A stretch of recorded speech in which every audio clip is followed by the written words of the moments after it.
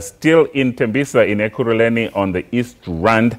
And just the Secretary General there talking about the issue of slates and saying that that is not on the agenda of the current meeting in Irene. But from your observations from Tembisa, is that an issue that's coming out?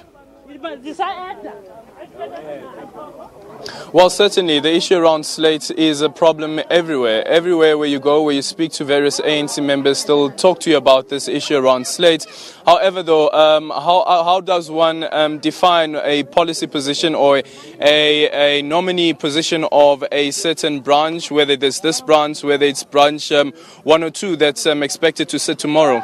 How do you define that? And one thing that we do understand, for at least from this branch, as I've indicated before, that it is expected that they will nominate Cyril Ramaphosa. However, though, branch 1 or 2, speaking to one of their members earlier on, saying that they expect NDZ to be successful at the end of the conference.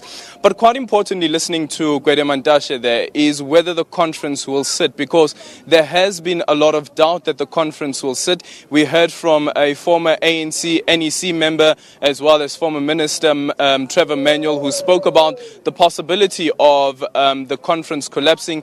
Earlier on today, I had a sit down as well with Lindiwe Sisulu, who's a presidential candidate, and she said that she's also quite confident that the conference will go ahead. But one thing that we cannot rule out is the possibility of a court interdict. And Gwede Mantashe, of course, speaking about that as well, that we have seen various ANC members, disgruntled ANC members, going to the courts to dispute the outcomes of processes that the ANC has followed when it comes to the disputes that they have lodged. And one of those issues being, of course, what they are dealing with at the moment is coming out of the Eastern Cape. These branches as well, including this branch where we are sitting at now, these branch members do have the right to go and lodge their disputes, and those disputes are being dealt with by the PEC. And if those disputes are not resolved at that level, then National could step in. However, though, looking at the deadline, that by the 30th the name should be out, it should be solid, and heading into the ANC's elective conference,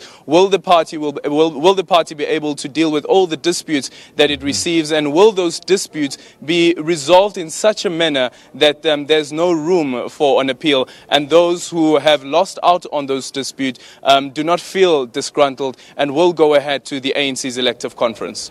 And there was also talk that the ANC Deputy President Cyril Ramaphosa could possibly be disciplined at that meeting in Pretoria for announcing his slate last week. Now, we didn't get quite what Gwede Mantashe said on that, but from your observations, do you think that that will play out at this meeting in Irene? I doubt that any other candidate, whether it is Cyril Ramaphosa, whether it is Dr. Nkosazana Dlamini-Zuma, whether it is Matthew Sposa, any of those candidates, if they transgress the rules of the ANC that have been set right now, I doubt that the ANC would say that there will be a disciplinary hearing against those people, because otherwise it will then be seen as the ANC playing into the hands of those people's critics. Can we just imagine a scenario where ahead of the ANC's elective conference, the deputy president of the party as it stands is being hauled in front of a disciplinary hearing? How does that play out at the conference level and heading into the conference? A lot of noise has been made as well. If you look back at what happened during the January 8th statement, or rather just before the January 8th statement, when the ANC Women's League met and the ANC Women's League unanimously endorsed Dr. Nkosazana Dlamini-Zuma, although at a later stage that was disputed by some ANC Women's League members. However, though, they made the announcement knowing very well that the NEC has taken a decision saying that no names must be announced. And on January 8th this year, when the ANC was celebrating the January 8th statement, that name came out, and the president of the ANC Women's League, Bathabile Dlamini, was steadfast that this is a decision that the party has taken, and Bathabile Dlamini or any member of the ANC Women's League has never been charged or disciplined for their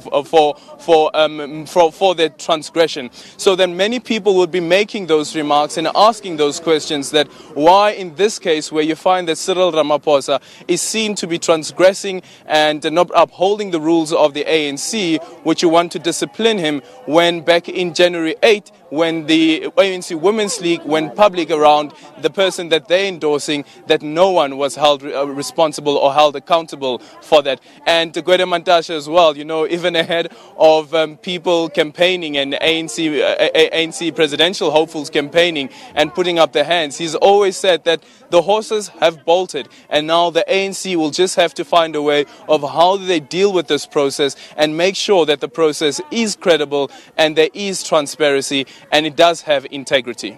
And finally, just before we let you go, when can we expect the results from that branch in Tembisa, and do we expect the whole process to follow through smoothly?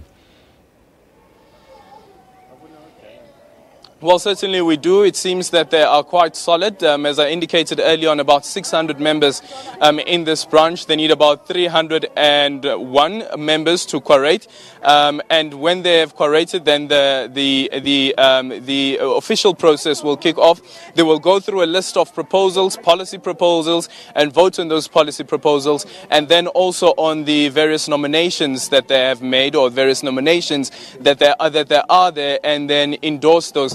But quite interestingly is with this ward, unlike the other wards that I've visited, this one in particular, they are supporting the call for the expansion of the ANC's top 6 officials from the current 6 to about 9, which would mean that there will be a second deputy president as well as 2 deputy secretary generals, an additional 2 deputy secretary generals of the ANC, which means that the number then becomes 9. However, though, on the other hand, they're also supporting the proposal by the ANC in its policy documents that the NEC numbers, which currently stands at about 86, including the top 6 officials, that number be reduced, and only about 65% of the NEC members be allowed to serve in national government and be allowed to serve at the provincial government. So it seems that the processes here will definitely be followed through. However, though, with other branches, what we have noticed is that the branches do collapse. If they do not collapse, at least they go all the way